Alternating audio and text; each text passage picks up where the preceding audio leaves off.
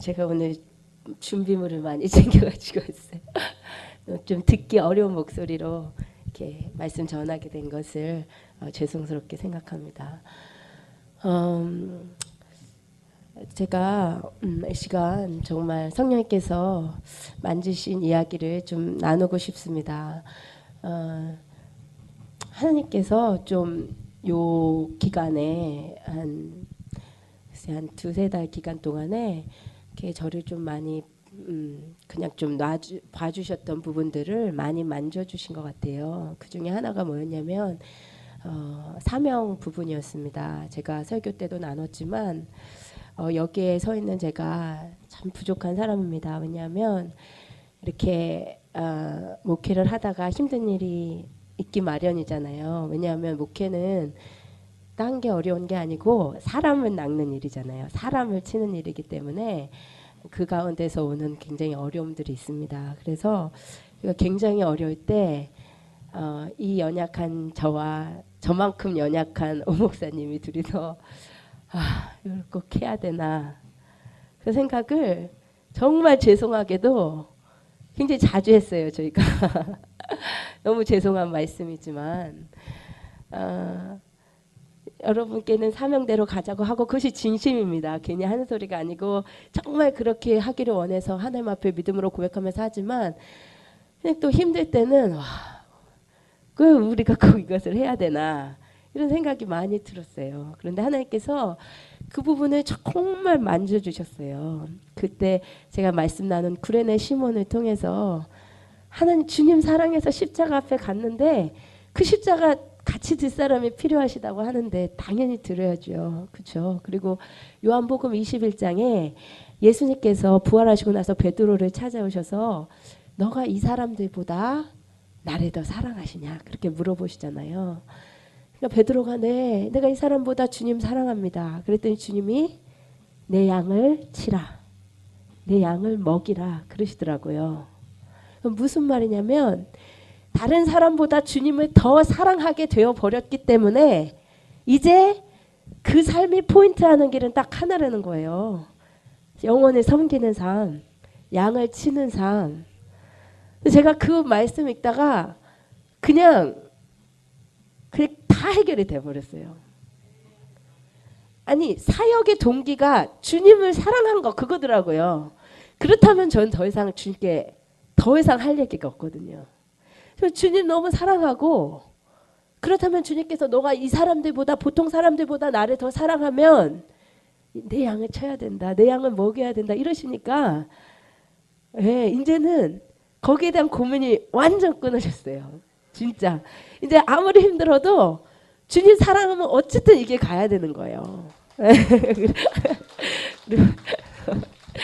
그래서 이제는 바뀌었어요. 질문이. 내가 이걸 해야 되나 이게 아니고 이 길 외에 또 무슨 길이 있겠습니까? 아멘. 진짜 이 길 외에 없더라고요. 이 길 외에 분명히 오목사님이랑 둘이 우리가 혹시 너무 힘들어서 관두고 사역 안 하다가도 주님 사랑 다시 부어만 주면 우리는 분명히 다시 이 길로 온다. 어디 갈 데가 없어. 너무나 감사한 거는 모두 다 영혼을 섬기는 삶을 살아야 되는데 감사하게 우리 성도님들은 일하고 돈 버시면서 이거 해야 되지만 우리는 이게 또한 직업이니까 최고의 축복이더라고요. 너무 감사하더라고요. 그래서 그냥 진짜 감사하고 이제 거기에 대한 고민이 완전히 정말 사라졌어요. 진짜 나는 이게 왜 또 뭐가 있겠습니까? 그래서 주님께서 그리고 두 번째 하나님께서 만져주신 게 뭐냐면요. 성령님께 더 오픈하고 싶어요. 제가 여러분들 보시기에는 제가 성령님께 굉장히 오픈이 됐다고 생각하시겠지만 저는 오픈이 개인적으로는 된 사람이지만 교회가 2단이 아닌데 2단 소리를 듣는 지름길이 딱 두 가지가 있어요. 진짜 2단은 있죠. 그러니까는 삼일체를 건든다거나, 그렇죠? 성경에 대해서 하나님, 예수님, 성령님에 대해서 건드면 당연히 그거는 2단이에요. 2단은 2단 소리를 들어야 되는데 2단이 아니면서 2단 소리를 듣는 지름길이 두 가지가 있어요. 하나는 종말론을 건드리는 거. 그리고 또 하나는 성령을 자꾸 얘기하는 거. 이 두 가지를 얘기하면 2단 소리 듣기가 되게 쉽습니다. 저는 목사님 딸로 자랐기 때문에 그것을 누구보다 잘 알고 있어요. 근데 그 중에 제가 종말로는 아직 제가 요한계시록을 하나님 주시는 내가 메시지를 완전히 깨달았다고 자신이 없기 때문에 아직 선포를 못하는 것이고, 그 다음에 성령은 제가 정말로 성령님을 사랑하고 성령님과 동행하기 원하고 더 성령님과 가까이 하기를 원하는데, 처음에 여기에 목회 시작하고 진짜 아무것도 모르고 그냥 제가 한국에서 예배 인도하듯이 그냥 하듯이 저는 이 이민교회라는 것도 모르고 이 NC의 분위기는 더더욱 몰랐어요. 그래서 그냥 하듯이 한국에서 하듯이 예배를 인도했더니 이단까지는 아니었을지 모르지만 굉장하게 이제 좀 얘기들이 많았더라고요. 그래서 저도 모르게 조금 이렇게 한 발 물러섰던 것 같아요. 성령님께서 더 말씀하시고 하시는 게 있는데 가능하면 예의를 갖추는 수준에서 막 적당히 타협했던 것 같아요. 근데 하나님께서 또 그 부분을 말씀을 해주셨어요. 그게 뭐였는지 같이 찾아보기를 원합니다. 요한계시록 3장.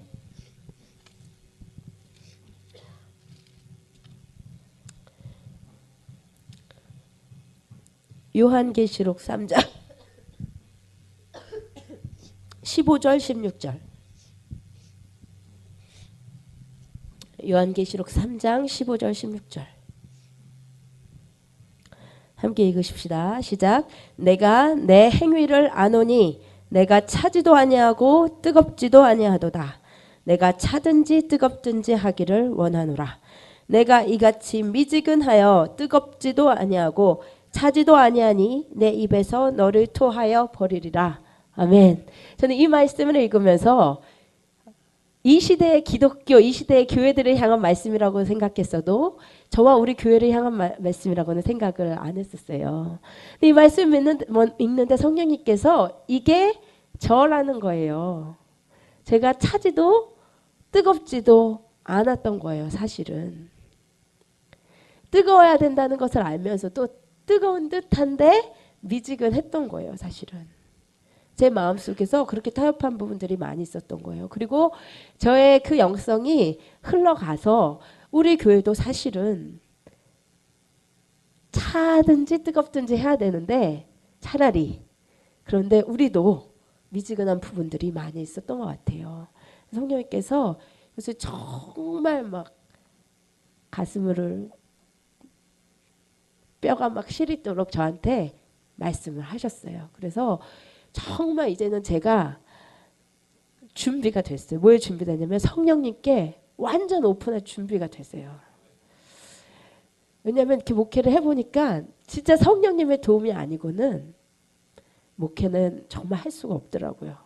정말 안 되더라고요. 그래서 정말 해답은 성령님이십니다. 어떤 말씀 전에도 해답은 성령님이 도우셔야 영혼들이 성장하고 성령님이 도우셔야 우리가 주의 일을 할 수가 있어요.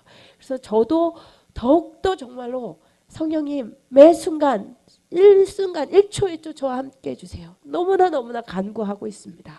그리고 정말로 예배 가운데도 우리가 정말로 성령님께 이 사역을 정말 내어드리고 성령이 원하시는 대로 사람의 눈치나 어떤 예의나 그런 것도 중요하지만 그러나 그것 때문에 성령님께서 일하실 것을 막으면 안 될 것 같아요. 그래서 정말 제가 마음에서 정말 준비되었습니다. 성령님 하시고자 하시는 대로 정말 순종하기를 원합니다. 그렇게 이 목회를 내어드리기를 원합니다. 예, 그것을 우리가 정말로 꿈꾸시고 성령님의 충만을 간구하시고 예배 가운데 그래서 성령님의 정말 운행하심이 저는 점점 더 가려지고 성령님이 운행하심이 있기를 원합니다. 아멘. 아멘. 우리 이 시간 함께 나누실 말씀은 누가복음 6장입니다.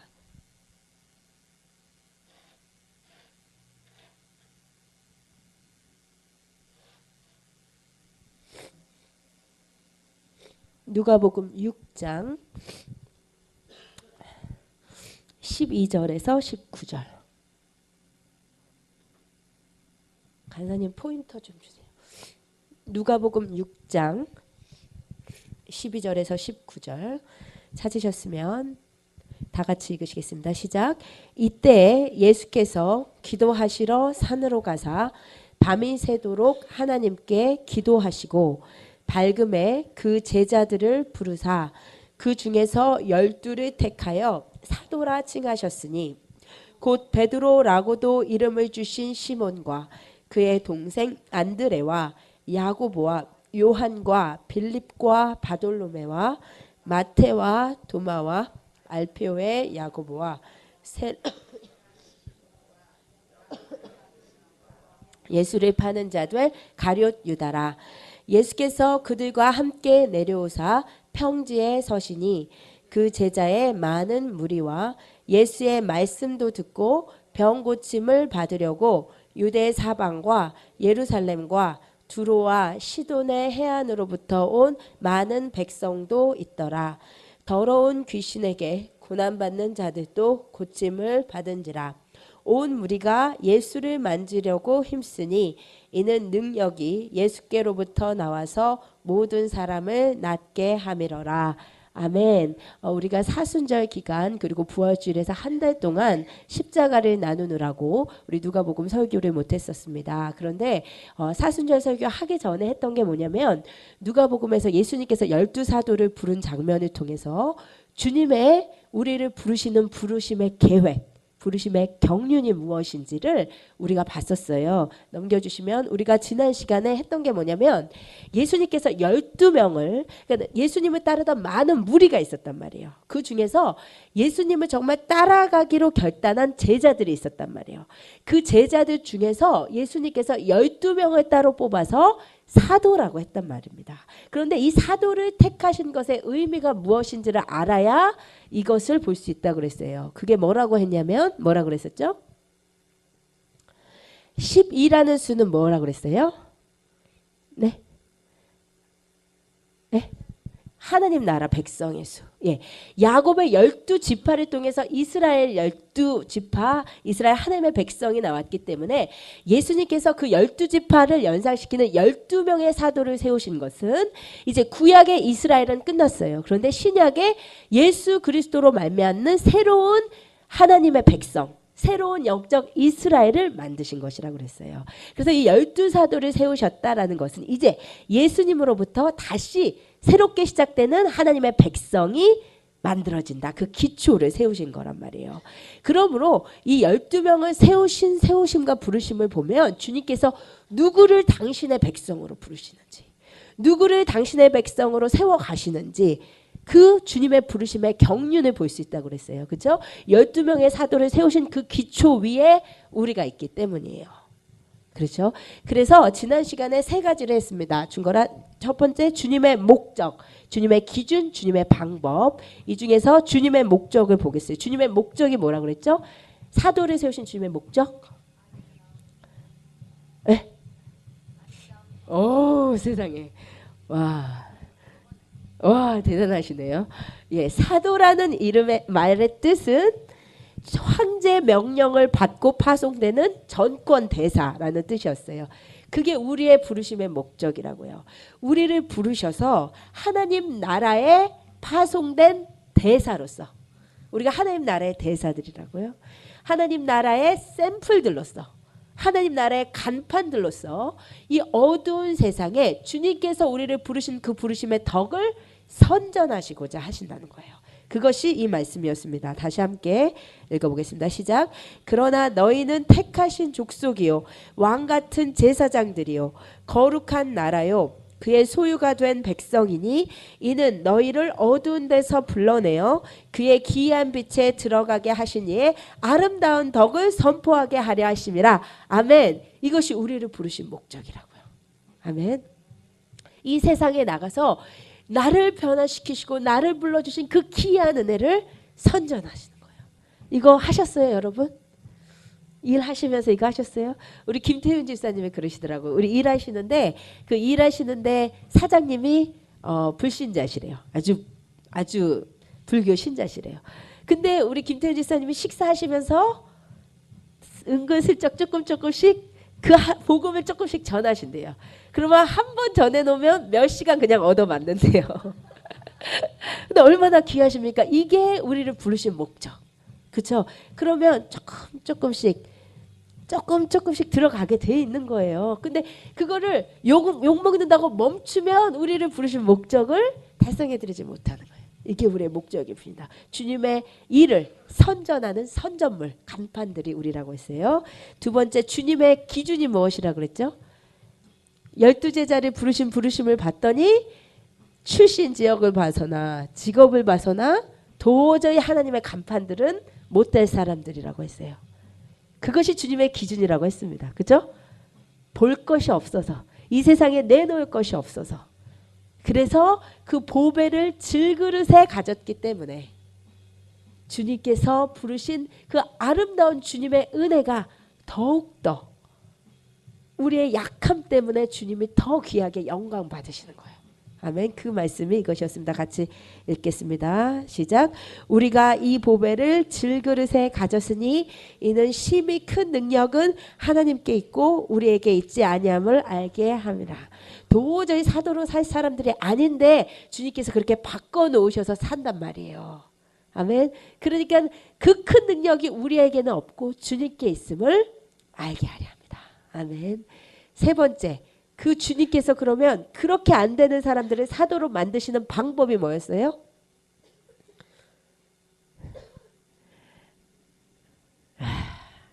이런 분 때문에 힘이 난다니까요. 유튜브에 보면 되게 재밌고 유명하신 그 선교사님이 계세요. 여러분 다 아실 텐데 그 선교사님이 그러시더라고요. 설교를 딱 13편만 준비해 놓으면 된대요. 13편을 설교를 하고 그 다음에 13편 설교가 끝나면 선교지를 몇 달 돌아다니다 다시 돌아오면 다 잊어버리셨대요. 그리고 그 13편 다시 다 설교하고 눈물 흘리고 다 감동받게 해놓고 다시 선교지 갔다 또 돌아오면 또 새로운 설교 듣듯이 은혜를 받으신다는 거예요. 본인은 일생 딱 13편만 준비해 놓으시네요. 저도 이거 저번에 했던 거 다시 해도 언제 듣긴 들었던 것 같은데 하면서 들으실 것 같아요. 이 우리 박정현 자매님 같은 말 빼놓고요. 주님의 방법이 뭐였다고요? 같이 읽겠습니다. 시작. 또 산에 오르사 자기가 원하는 자들을 부르시니 나온지라. 이에 12를 세우셨으니 이는 자기와 함께 있게 하시고. 12사도가 도저히 사도로서 살 수 없는 자들인데 사도로 변해간 방법이 뭐였다고요? 주님과 함께 있을 수 있었어요. 그들은. 12사도가 갖고 있었던 특권은 주님과 함께 밥 먹을 수 있었고 주님과 함께 잘 수 있었고 주님을 사역하시는데 가장 가까이 함께 있을 수 있었어요. 그러니까 여러분 다른 방법이 없어요. 주님께 붙어 있어야 돼요. 우리가 어떻게 사도가 됩니까? 우리가 어떻게 이 세상의 선전물로 살아가겠어요? 주님께 꼭 붙어 있으시는 여러분 되시기를 원합니다. 아멘. 오늘은 이에 이어서 예수님의 부르심의 경륜 두 번째 하고 마치고자 하는데요. 네 가지예요. 첫 번째 주님의 교회, 주님의 시선, 주님의 기대, 그리고 우리의 필살기. 먼저 네 번째 주님의 교회를 보도록 하겠습니다. 여러분 12사도의 목록을 보면 그중에 정말 같이 있을 수 없다고 생각되는 두 명 있어요. 그게 누군지 아시는 분 혹시 계세요? 12사도를 보면 이 두 사람이 어떻게 늘 같이 다녔을까 생각되는 사람이 있어요. 네? 베드로와 요한. 왜요?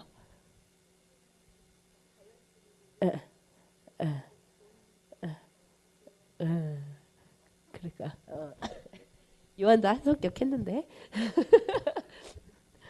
네. 제일 정말로 같이 다니기 어려워 보이는 사람이 누구냐면 우리가 예전에 봤던 세리 누구였죠? 이름이 마태 혹은 레위라고 하는 세리가 있었고 또 같이 있었던 사람은 누구냐면 열심당 출신의 시몬이에요.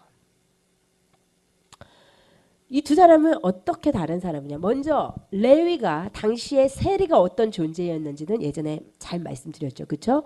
로마가 직접 세금을 징수하면 반발을 할 거기 때문에 그 지역 사람들에게 세금 징수권을 팔았단 말이에요.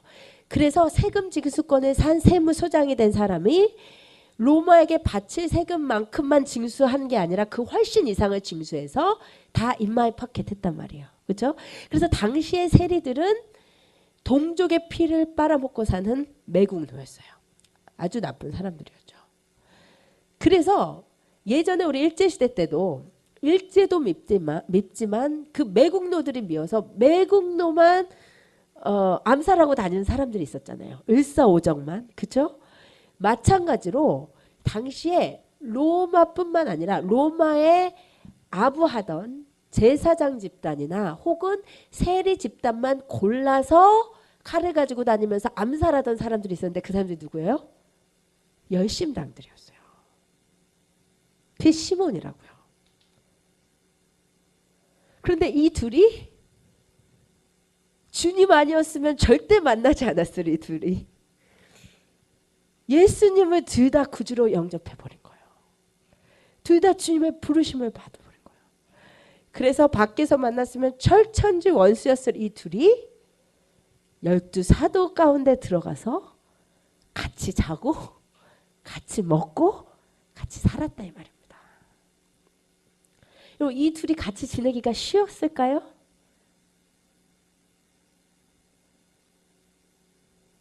사도들이 우리가 예수 믿는다고 한 번에 변하지 않잖아요. 이 인격이라는 것이 참 안 변하지 않습니까? 이들도 예수님 따르다가도 자기도 모르게 옛날 가치관에 있었던서 나오는 말 할 거고 옛날 성격 나오겠죠. 그러면 자기도 모르게 레위가 야 그래도 우리가 로마 덕분에 이만큼 사는 거야. 뭐 이런 얘기 한번 했다고 해봐요. 그럼 시몬이 그냥 옛날에 꺼냈던 그 칼을 꺼내고 싶었겠죠. 손이 근질근질 했을 거란 말이에요. 그리고 또 레위가 성격 있게 행동하면 시몬이 성격 있게 행동하면 레위가 야 너 그 성질 좀 죽여라 좀. 둘이 진짜 안 맞는 것입니다. 둘이 야 난 너하고만 얘기하면 시험 들어 뭐 이랬을 것 같아요. 둘이 얘기하다 보면 조금 가깝게 얘기하다 보면 안 돼. 그냥 멀리서 하이 정도는 할 수 있는데 이 둘은 가까우려면 진짜 어려워. 조금만 깊이 얘기하려고 하면. 그런데 그 둘이 주님의 이름으로 묶여 있었다 이 말입니다. 이게 바로 교회예요. 12사도는 신약의 교회의 기초를 이룬 거라니까요. 12사도는 신약의 하나님의 백성의 기초를 이룬 거란 말이에요. 그러므로 이 12사도는 교회 초대교회의 모형을 보여주는 거예요.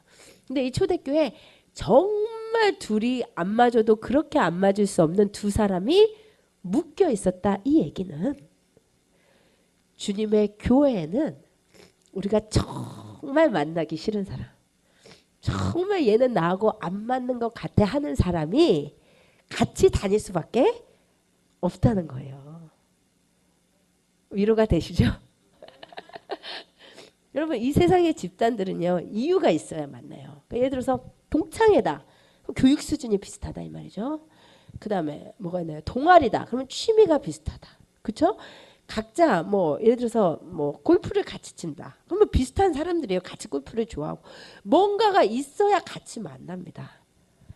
그런데 이 세상에 존재하는 집단들 가운데서 아무런 공통점이 없는데 교육 수준도 다르고 성격도 다르고 출신 지역도 다르고 취미도 다르고 다 다른데 근데 묶여야만 하는 집단이 있는데 그것이 교회란 말이에요.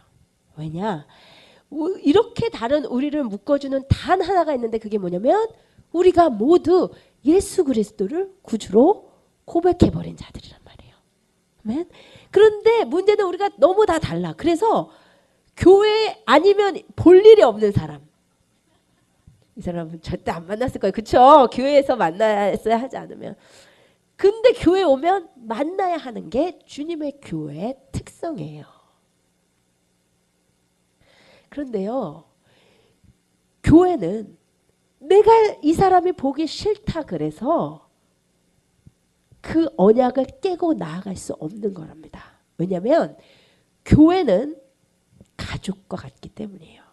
여러분 가족이라는 공동체의 특징이 있어요. 가족에 형제들이 있어도 형제 자매들이 있어도 다 우리 마음에 맞지 않습니다. 그렇죠? 형제 자매가 많을수록 더 그래요. 언니든 오빠든 남동생이든 여동생이든 뭔가 나하고는 진짜 안 맞아.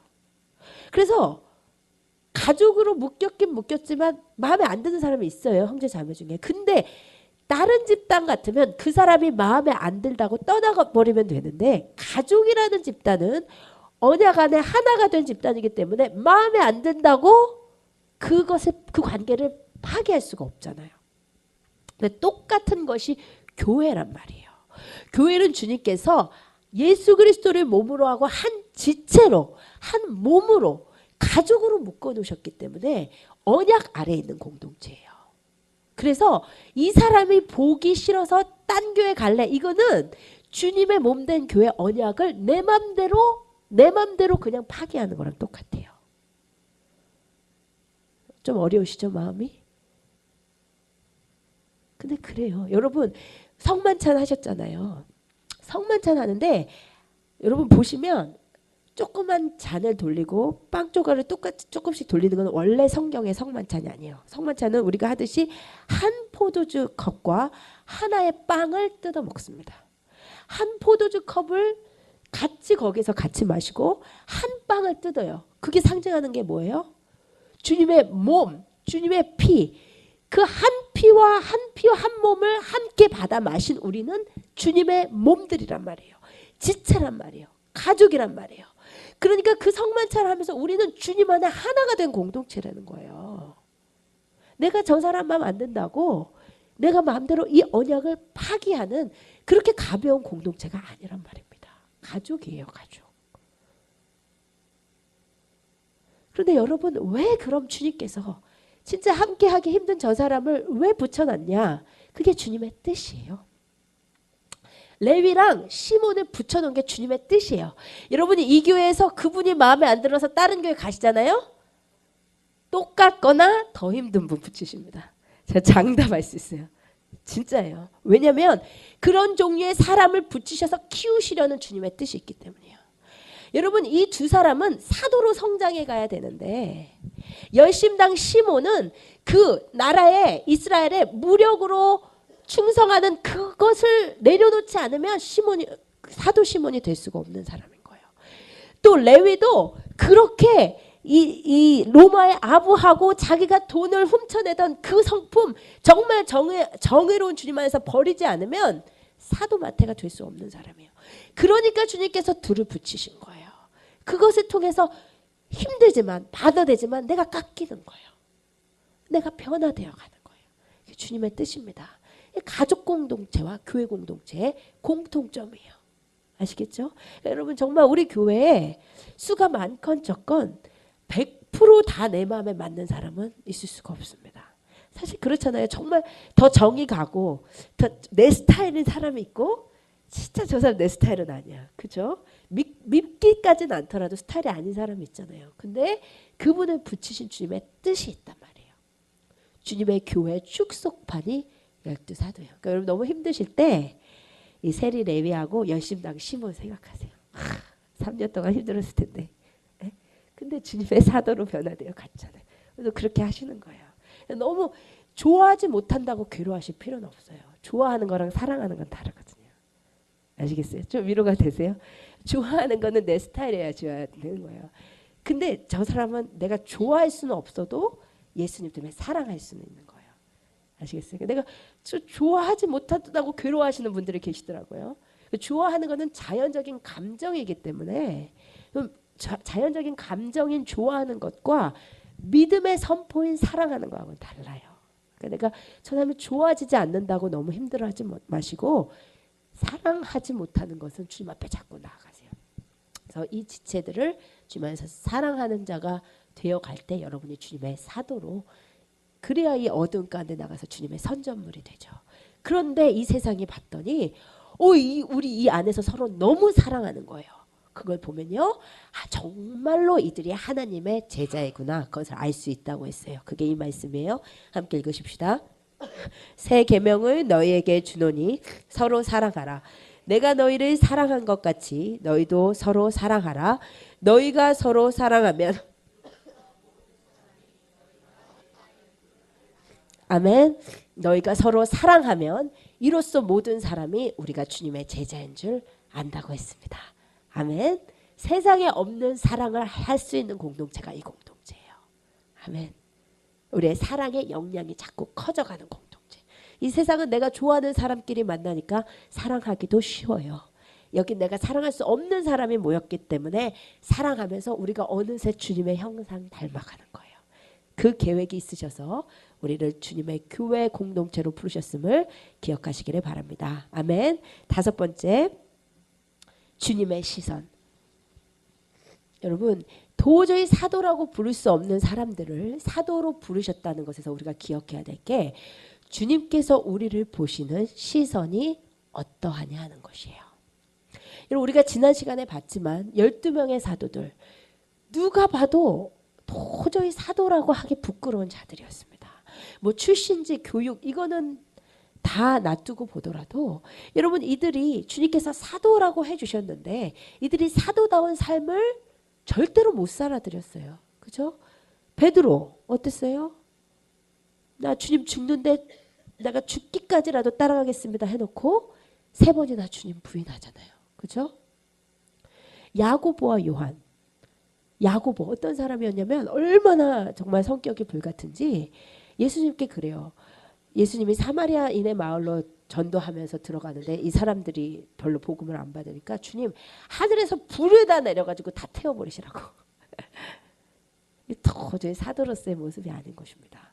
그리고 예수님께서 내가 이제 죽으러 가노라 라고 아픈 심정으로 얘기하시는데 야고보와 요한 옆에서 뭐라 그래요? 주님 우리를 좌편에 우편에 우리를 앉혀주세요. 그러질 않나. 주님께서 분명히 내가 부활할 거라고 했는데 도마가 자기 혼자 부활하신 예수님 못 만났다고 뭐라 그래요? 내가 내 눈으로 직접 보기 전에는 못 믿는다. 뭐 그러죠. 그러니까 뭐 다 얘기할 것도 없이 우리가 다 알다시피 이 12명의 사도는 전혀 사도다운 모습이 아니었습니다. 예수님께서 부르실 때도 그랬고 예수님과 함께 있을 때도 그랬어요. 근데 주님께서 이들을 사도라고 칭해 주셨다는 것은 주님께서 우리를 보시는 시선이 어떠하냐 하는 것이에요. 여러분, 주님께서 우리를 보시는 시선 첫 번째는 무엇이냐면 그 다음이요, 사랑과 은혜의 시선입니다. 우리 이사야 18장 4절 말씀 함께 읽겠습니다. 시작. 여호와께서 내게 이르시되 내가 나의 처소에서 조용히 감찰함이 쬐이는 일광 같고 가을 더위에 온무 같도다. 여러분, 이사야 18장 4절에 보니까 아까 그 말씀이요, 주님께서 우리를 늘 보고 계시다고 합니다. 어떻게 보고 계시냐면 마치 조용히 보고 계시는 것이 마치 햇빛이 비추는데 소리는 안 나지만 계속 쬐이는 것처럼. 그렇죠? 이슬이 맺히는데 소리는 안 나지만 계속 맺히는 것처럼 주님께서 그렇게 우리를 늘 보고 계신대요. 주님께서 당신의 처소에서 보고 계십니다. 지금도 보고 계십니다. 이 시선을 의식하시는 게 되게 중요해요. 그런데 문제는 주님께서 우리를 계속 보시는데 그 주님께서 우리를 보시는 시선이 어떠하냐는 거예요. 만약에 어떤 사람이 주님께서 우리를 보시는 시선이 스포츠 경기의 감독관 같은 눈빛으로 우리를 보신다고 생각하는 사람이 있다고 해보십시다. 너는 오늘 기도 안 했으니까 5점 감점. 너 오늘 또 꼬라지 됐으니까 5점 감점. 너 오늘 말씀 안 읽었으니까 5점 감점. 만약에 하나님께서 우리를 늘 보시는데 그런 시선으로 보고 계시다고 생각을 하는 사람이 있다면 그 사람의 삶은 굉장히 피곤할 거예요. 그렇죠? 왜냐하면 주님의 그 기준에 맞춰야 되니까. 실수하면 안 되니까. 주님을 만족시켜 드려야 되니까. 그런데 만약에 주님께서 그렇게 날카롭게 판단하는 시선으로 보신다면 이 12명의 사도들 절대 사도 죽었다 깨어나도 될 수 없는 사람들입니다. 그렇죠? 그러면 주님께서 우리를 보시는 시선이 어떠하냐는 거예요. 그것은 사랑과 은혜의 시선이라는 거예요. 딱 이 시선이에요. 우리가 지난주에 우리 주일 학생들이 나와서 부활주일 찬양을 했잖아요. 우리가 보시는 분들 중에 쟤는 박자가 왜 이렇게 안 맞아? 동작이 왜 이렇게 엉성해? 그러면서 보신 분 한 분이라도 계세요? 솔직히 말해서 얼마나 못했어요? 싸이는 좀 잘했지만 아라랑 예나는 얼마나 못했어요? 그렇지만 누가 거기에서 쟤는 저렇게 재능이 없어서야. 뭐 이러면서 쳐다봤어요. 그냥 저 앞에서 그냥 서 있는 그 자체만으로 그냥 엄마는 감동인 거예요. 그죠? 그냥 거기서 늦게나마 박자 늦게나마 손 한 번 올려주면 그냥 뒤집어지는 거예요. 그게 부모의 사랑과 은혜의 시선입니다. 웃음을 머금은 시선. 근데 하나님께서 우리를 보시는 시선이 정말 이렇습니다. 이 시선을 확신하셔야 돼요, 여러분. 이 시선을 확신 못하시면 늘 두려워해요. 내가 또 죄질까봐 두렵고, 내가 죄졌는데 하나님이 노하셨을까봐 두렵고, 만약에 그 앞에서 아이들이 만약에 아라가 엄마한테 내가 잘못하면 엄마한테 혼날까 봐서 막 얼어가지고 엄마한테 안 혼나고 싶어서 열심히 했다고 해봐요. 그럼 그것을 보는 제 마음이 얼마나 아팠겠어요. 그죠? 엄마는 그런 눈으로 너를 보고 있는 게 아닌데. 그게 우리 하나님 아버지의 시선. 여러분, 우리는 실수합니다. 우리는 실패해요. 우리는 죄 지어요. 우리는 정말 안 바뀝니다. 그런데 그 우리를 늘 실망하시고 늘 정죄하시고 늘 판단하시는 주님이라면 우리가 그 주님 앞에 지금도 설 수가 없는 거예요. 주님은 사랑과 은혜로 여전히 기대하시고 여전히 믿으시면서 우리를 미소를 머금고 바라보고 계세요. 저는 그렇다고 믿습니다. 왜 제가 미소를 머금고 아라를 바라봤듯이 하나님이 나를 내가 지금 부족한 것을 알지만 내가 지금 성령에게 100% 순종하지 못하는 건 알지만 미소를 머금고 나를 바라보고 계실 것 같아요.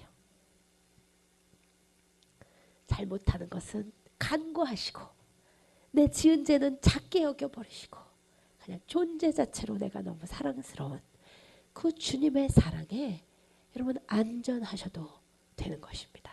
아멘.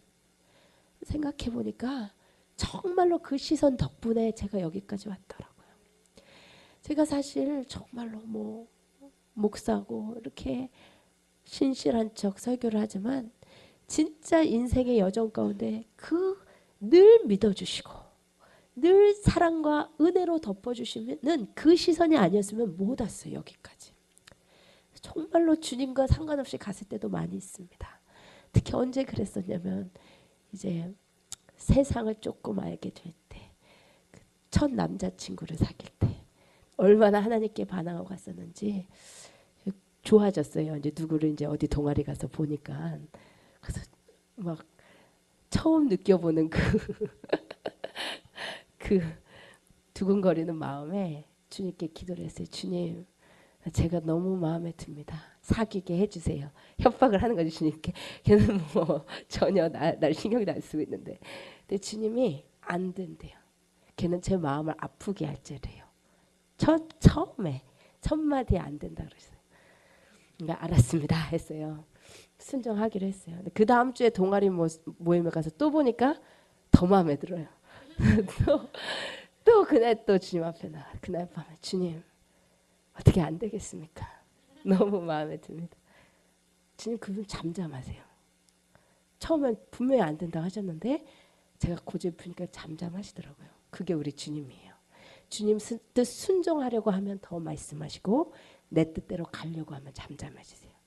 조용하세요, 주님이. 제가 주님은 아무 말씀 안 하셨는데 제가 딜을 했어요. 하나님 3개월만 사귀어 보겠습니다. 내 마음대로 3개월만 사귀고 그만두겠습니다. 라고 하고 시작한 3개월이 3년이 됐어요. 얼마나 3년 동안 하나님을 제가 무시를 한 것이고 내 마음대로 간 시간이었습니까? 근데 그 시간에 주님께서 그렇게 많이 사랑 주셨건만 정말 사랑 많이 주셨어요. 진짜 사랑 많이 주셨어요. 저에게. 그렇게 사랑 많이 준 딸이 그렇게 기대한 딸이 조금 대학 가고 나서 좀 살만하니까 지 맘대로 갈 때 얼마나 마음이 아프셨겠어요. 근데 주님께서 그때도 사랑으로 기다리셨다 이 말이에요. 그래서 그 사랑에 녹아서 다시 주님 앞으로 오게 되어 있는 것입니다. 주님께서 여러분을 정죄하지 않으세요. 여러분의 죄를 되게 작게 생각하세요. 그거를 믿으세요. 여러분의 실수를 되게 작게 생각하세요. 여러분 그냥 존재 자체로 사랑하세요. 그 주님의 한없이 넓으신 사랑과 은혜의 시선을 확신하시고 그 사랑 안에 안전하시는 여러분 되시기를 부탁드립니다. 아멘. 주님의 시선 두 번째는 미래를 주목하시는 시선. 여러분, 이 세상은 우리를 볼 때 과거와 현재에 주목합니다. 그렇죠? 여러분, 사람을 처음 알게 됐어요. 그럼 뭐를 물어봐요? 고향이 어디세요? 어느 대학 나왔어요? 어느 대학 나왔다면 아유 그렇네. 그쵸? 하시는 일이 뭐세요? 그거예요. 맞죠?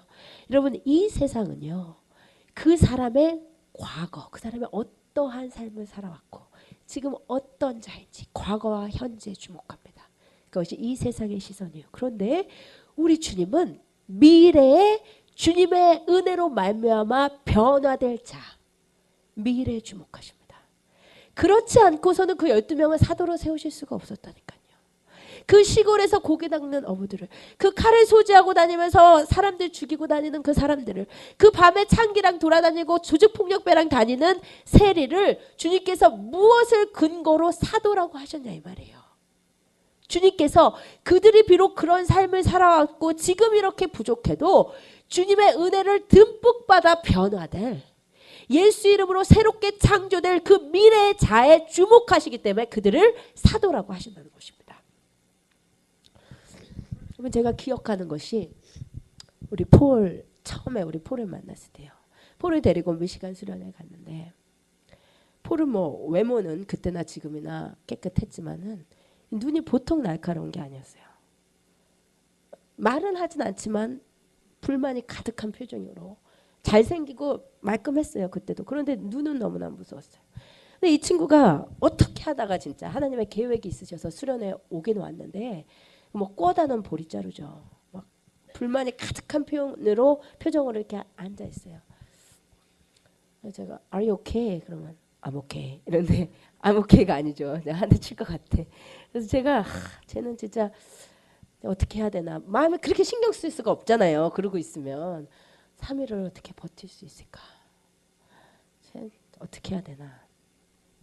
근데 이제 첫 집회가 시작하는데 오 목사님이 앞에서 설교를 하는데 이제 제가 뒤에서 그때 아라를 뒤에 업고 이제 예배를 위해서 중보를 하는데 주님께서 그 아이들 가운데 진짜 폴만 이렇게 하나님께서 가르치면서 기독해 하시는 거예요. 막 기도를 하는데 하나님이 내 종이들 아이라고. 저는 근데 이렇게 성령님께서 감동을 주시면 의심을 안 하게 돼요. 성령님께서 이렇게 말씀하시니까. 근데 그때는 제가 진짜 의심을 했던 것 같아요. 왜냐면 제가 그 아이를 봤을 때 이건 3일을 잘 버텨도 진짜 은혜거든요. 그래서 이거 내가 진짜 잘 들은 게 맞나 의심했었어요.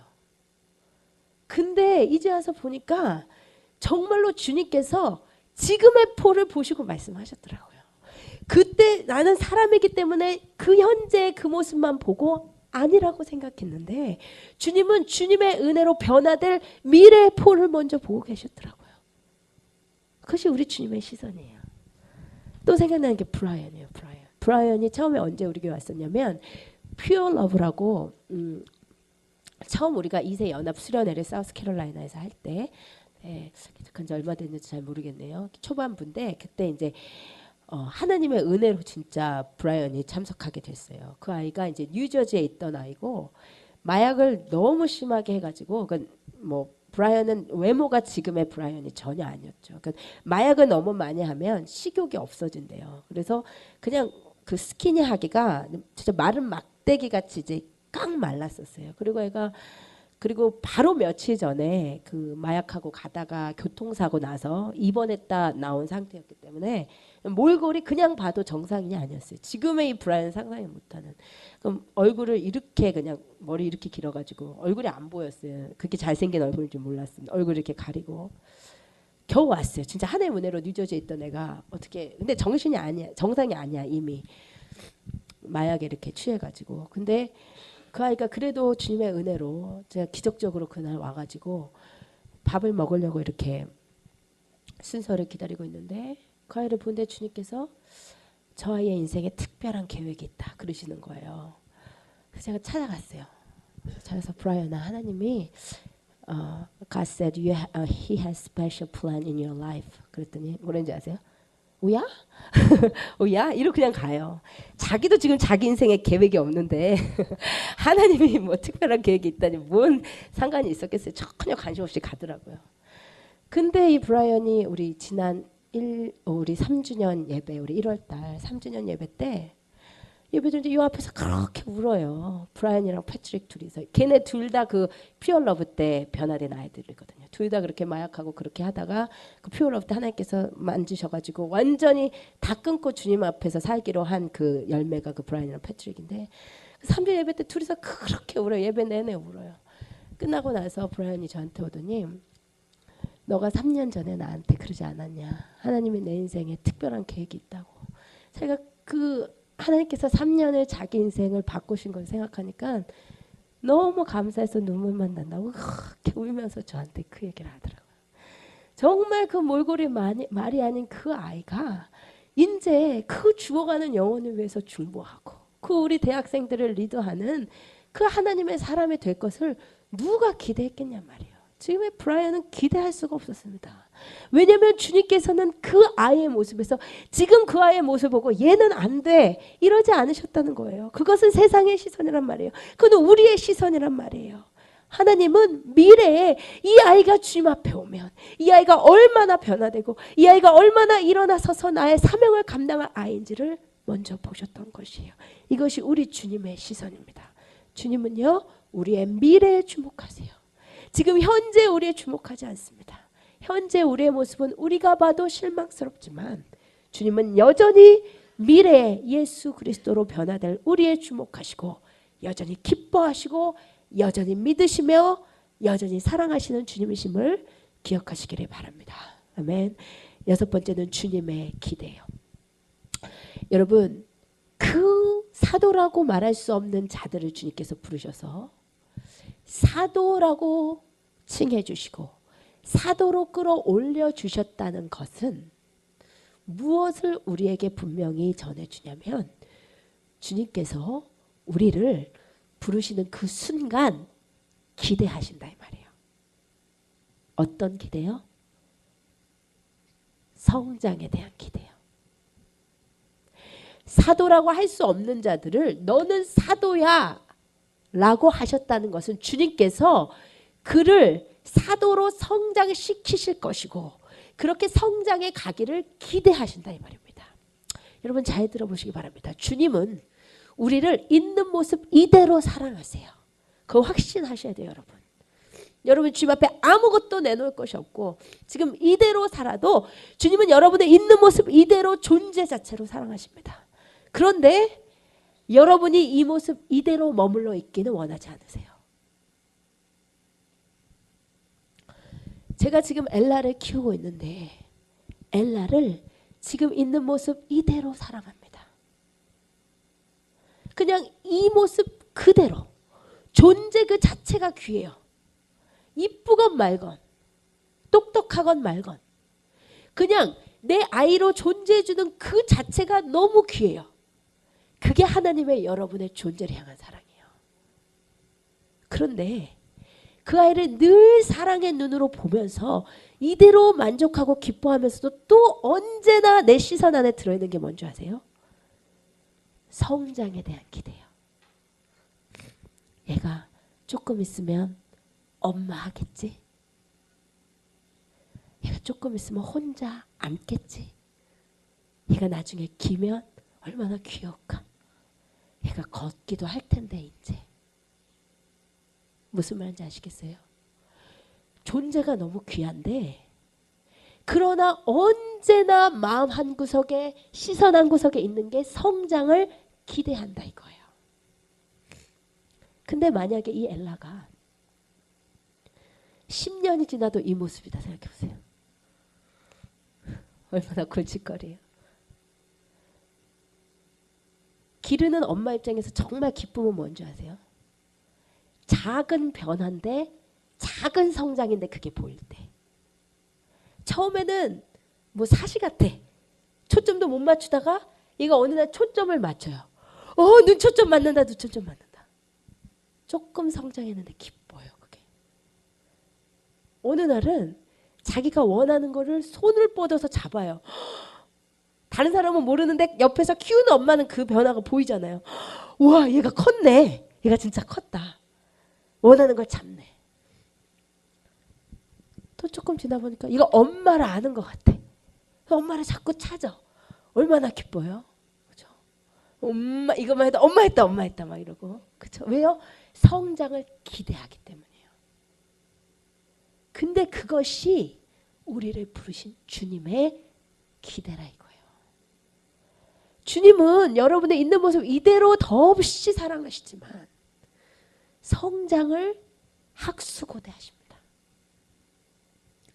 그러니 제가 만약에 엘라가 10년 동안 안 크고 저렇게 있어도 예쁘고 사랑스럽지만 그러나 근심이 되잖아요. 생명은요 자라나게 되어 있어요. 그것이 생명의 특징입니다. 그래서 자라가라 이 말이에요. 말씀 같이 읽으십시다. 같이 읽겠습니다. 시작. 오직 우리 주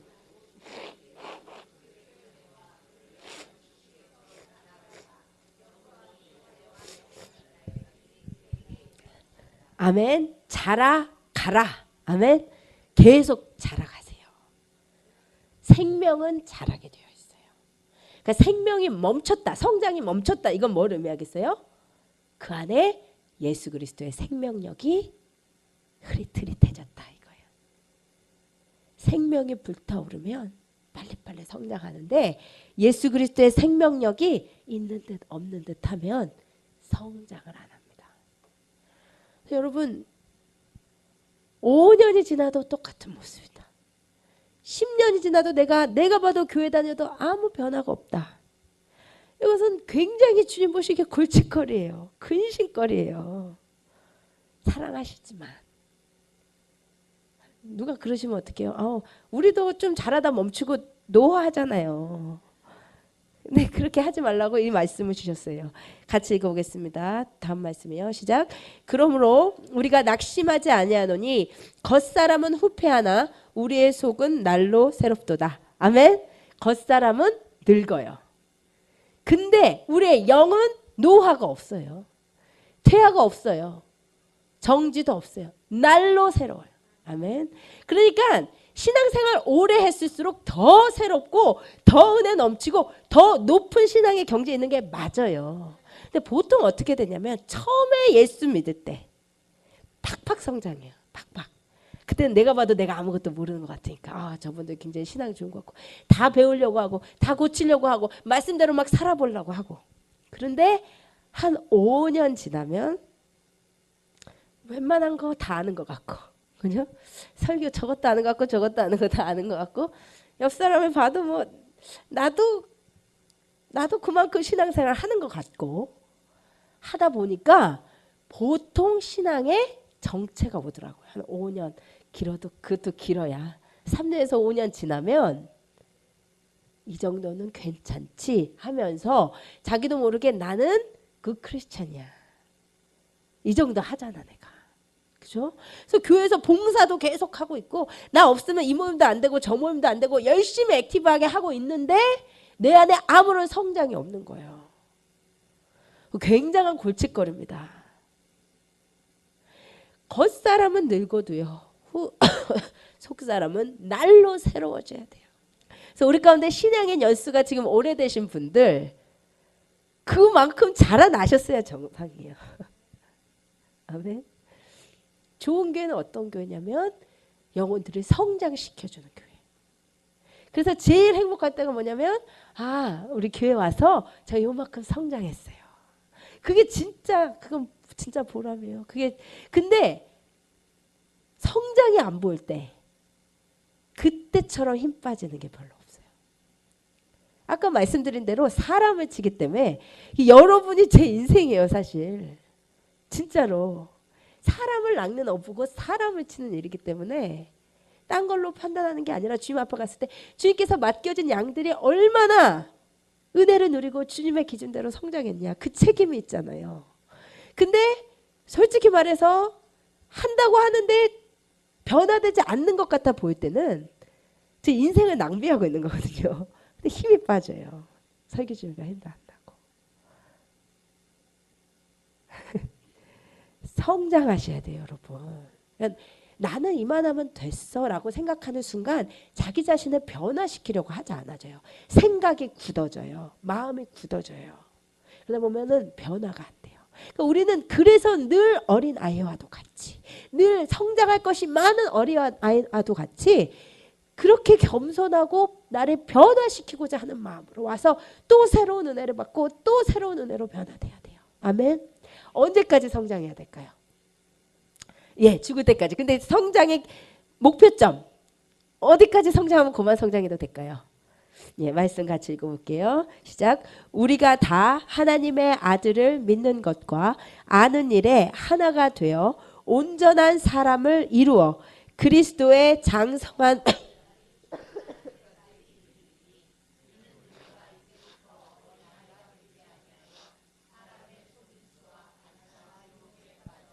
온갖 교훈의 풍조에 밀려 요동하지 않게 하려 함이라. 아멘. 어디까지 성장하래요?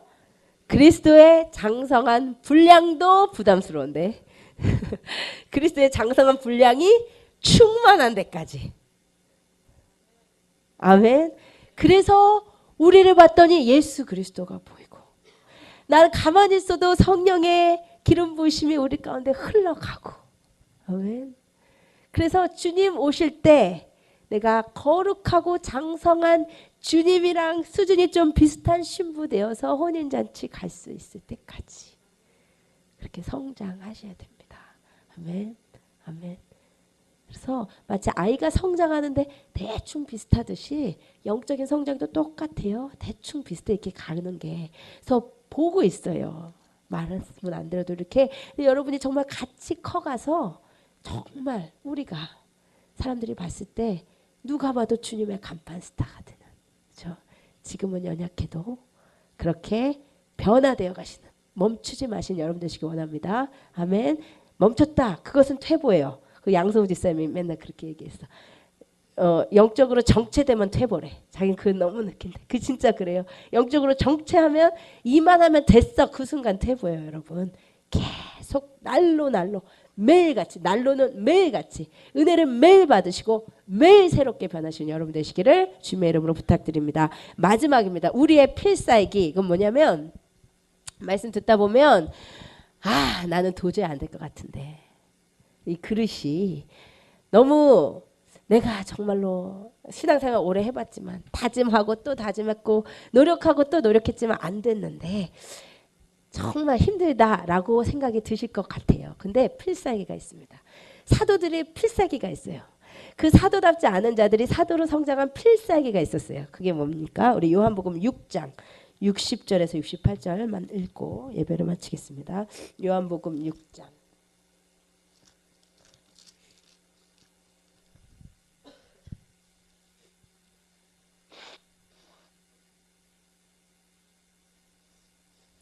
요한복음 6장 60절 부터 일단 61절까지 같이 읽겠습니다. 요한복음 155페이지 154페이지 시작.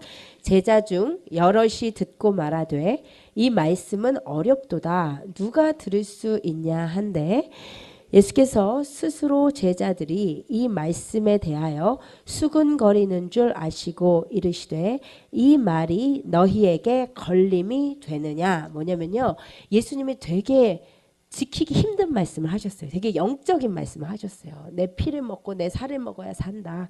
그러니까 어렵잖아요, 말씀이. 너무 투머치다 이렇게 생각이 됐어요. 그래서 제자 중 여럿이 듣고 그 말씀이 걸림이 됐어요. 그러자 어떻게 됐냐. 66절 같이 읽겠습니다. 시작. 그때부터 그의 제자 중에서 많은 사람이 떠나가고 다시 그와 함께 다니지 아니하더라. 예수님 따른다고 했던 제자들도 너무 말씀이 어렵고 지키기가 어렵다. 너무 수준이 높다고 생각하니까 많은 제자들이 떠나버렸어요. 예수님을. 더 이상 같이 안 다녔어요. 근데 그때 67절 68절 같이 읽읍시다. 시작. 예수께서 12 제자에게 이르시되 너희도 가려느냐. 시몬 베드로가 대답하되 주여 영생의 말씀이 주께 있사오니 우리가 누구에게로 가오리까. 아멘. 아멘. 무슨 말씀이에요? 우리가 말씀 듣다 보면 주님의 길 가다 보면 안 된다고 생각될 때가 많아요. 다른 사람은 어떤 기준까지 갈지 몰라도 나는 안 될 것 같다는 생각이 들 때가 많아요. 내가 봐도 나는 변화가 없다고 생각될 때가 많아요. 그런데 그렇다고 이 제자들처럼 이 말씀은 어렵다. 누가 이 말씀을 따라 살 수 있겠냐 하고 가버린 사람들이 있었는데 12 사도는 안 그랬다 이 말이에요. 예수님이 니네도 갈래 할 때 주여 영생의 말씀이 주님께 있는데 우리가 누구에게로 가오리까 하면서 아직 안 되지만 붙어 있었다 이거예요. 아멘. 그랬더니 어느새 그 볼품없고 그 오합지졸 같은 사도들이 정말로 말 그대로 명실상부한 사도들이 되어서 여러분 12명이 어떻게 죽었습니까?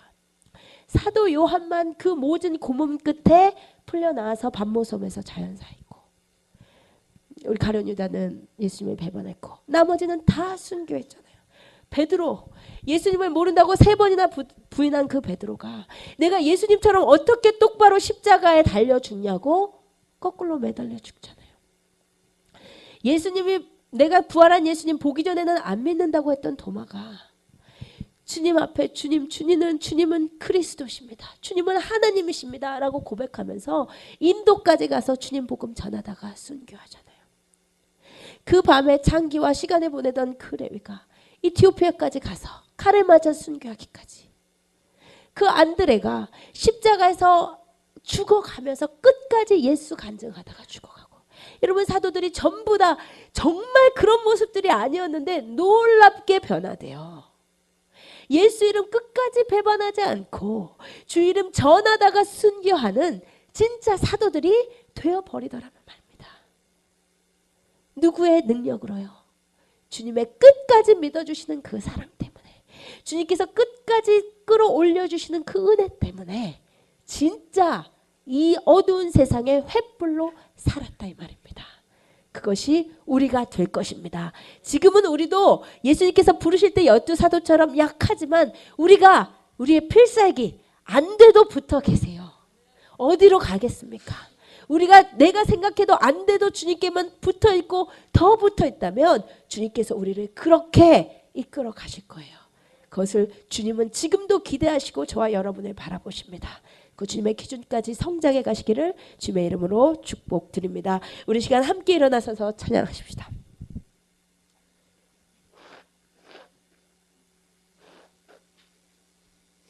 우리 시간 한번 눈을 감고